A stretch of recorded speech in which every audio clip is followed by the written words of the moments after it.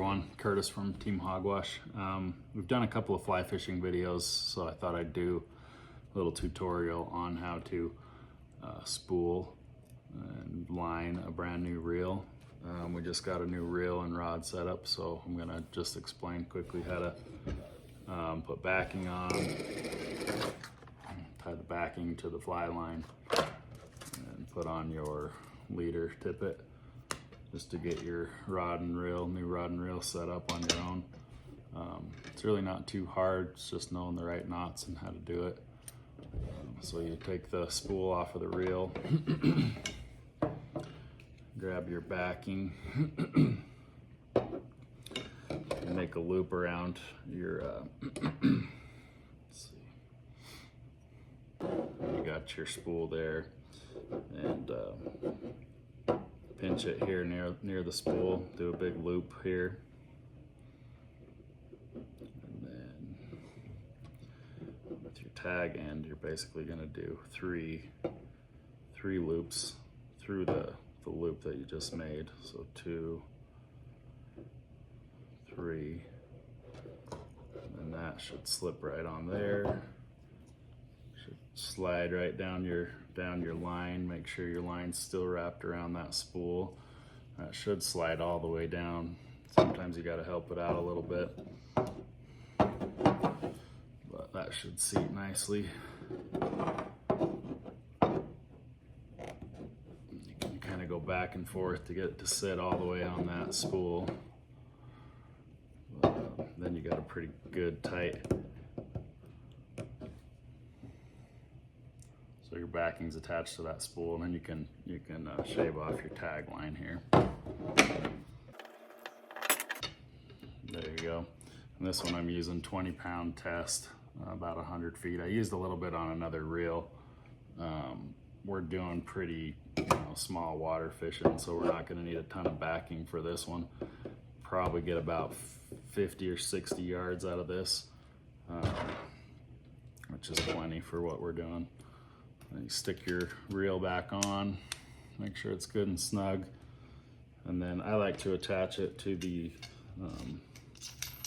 rod. And there's a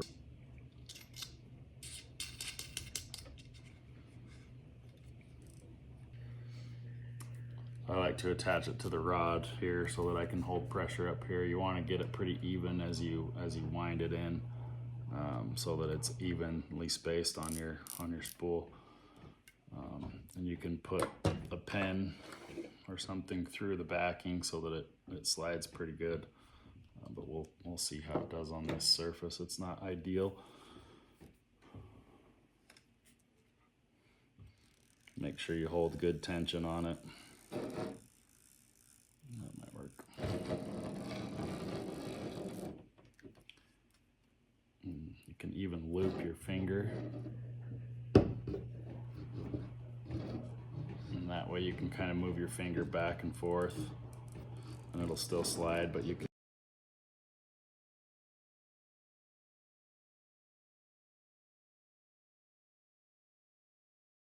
All right, so we finished with our backing. You can see it's nice and evenly spaced on there. So I'm gonna end with a pretty big loop here. Next is the weight forward floating line that we're gonna put on there, and we've got this Rio Gold that we're gonna be putting on it. Now this has welded loops in it. So we're gonna actually tie a loop in the backing to connect directly to the welded loop that's on these Rio lines. And I like to keep it on this spool so that it unravels evenly, doesn't create a huge mess. But I'll take out these little twist ties. And then you want to make sure that you get the back end of this floating line. And there's actually a little tab on here that will tell you attach this to the backing end. This is the back of the line. You don't want the weight forward portion to be on the backing, so make sure that this end hooks to your backing. But first we'll do our loop on the backing, and I like to have just a lot of line to play with, so just make a big loop with it here, and it's just an overhand knot that we do on this one. And this is 20-pound test, so I like to do 3 loops. So I'll do 1, 2, 3. If you have like 30-pound, you can get away with 2 loops, but with 20, I'm gonna do 3 just to make sure it's nice and solid. And then just give it a pull, and that'll cinch down pretty good. You can trim your tag end here. You can trim it fairly close to the knot, because that knot's a pretty dang good knot. So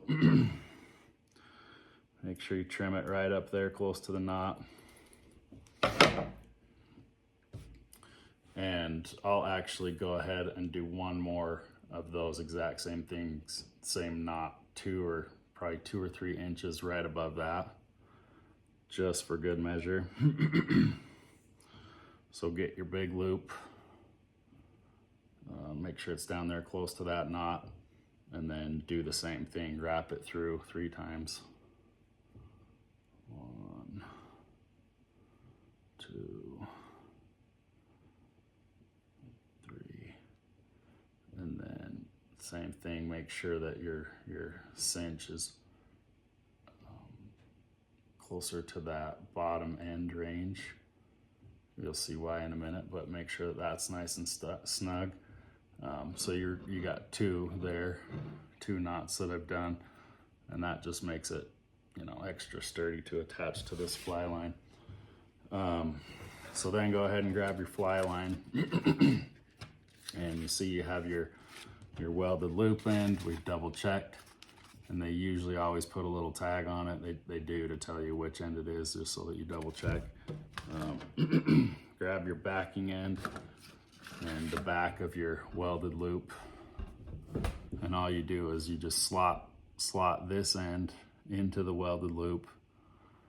And then the reason why we've made such a big loop is you pass this entire spool through the head of that backing loop.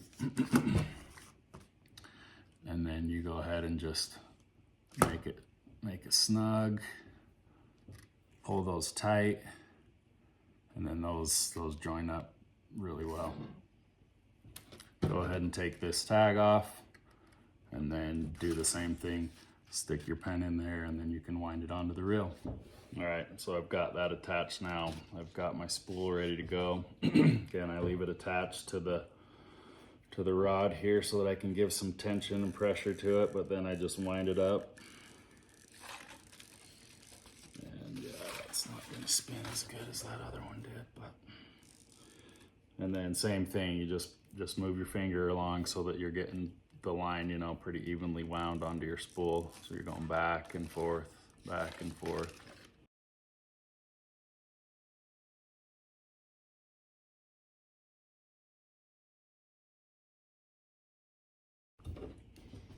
So we got it wound on here, and you probably saw that's one thing you don't want to have happen is for it to come off the spool.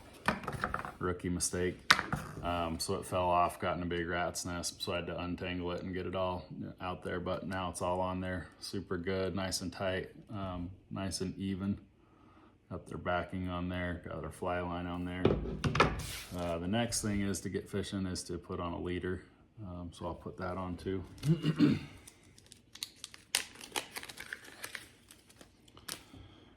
And since we're doing small water, this is a 9-foot, let's see, 5X Rio tippet. So this is already tangled, which is perfect. Okay, there we go. Yeah, so make sure you undo this part as many times as is needed to get it completely unwound from itself. Because if you start to undo it before it's completely undone, then you kind of have the fiasco like I had before with the fly line. I think we got it. Yeah. And right when you get your leader out, you can see it's really wound up and curled. So what I like to do is I'll either do it on my thigh or on my chest. I'll just start at the end. I'll stretch it and rub it against something as I go down the line, just pulling and stretching and using that leverage of your, like I'm doing my stomach, or usually I'll do my thigh, just back and forth on this line, stretching it and pulling it and rubbing it.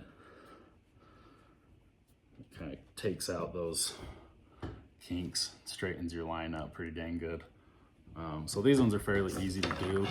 Both of them are welded loops already on there. So you stick the tippet line through the welded loop on the fly line, or the leader, I should say. It tapers down. Stick the end through itself, the leader hole, the leader loop, and then feed it all the way through. Get it past the knot there, and then cinch it off, and that gives you a nice tight cinch there. So welded loop to loop on the leader, and then you're ready to go. Wind it up, your line's all set, ready to hit the water. Make sure your drag's loose when you're storing your reel. But there it is. We got it all set up, ready to go. We've really liked these Redington rods and reels. We've used them quite a bit. This is the Rise 5/6 weight on their Crux rod, and it's a super cool combo. Awesome reels, awesome company. They've really stepped it up. They've got just amazing stuff. So that's what we're going to be using on this one. So appreciate you tuning in. Thanks for watching. If you haven't already, hit the subscribe button, comment, share, ask questions. Maybe you do it different. This is just how we've done it.